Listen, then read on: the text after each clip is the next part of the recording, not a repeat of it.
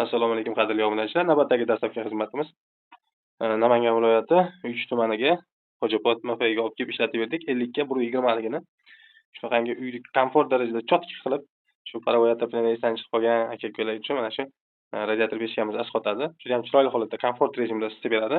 Ichiga suv quyiladi, tabiiy bo'ladi. Xonani havosini quritib olmaydi. Suv ichida o'zi sirkulyatsiya bo'lib, xonani как положено isitib beradi. Ya'ni tabiiy issiqlik bilan ta'minlab beradi. Ustiga kiyimlarni yoyib quritsa ham bo'ladi.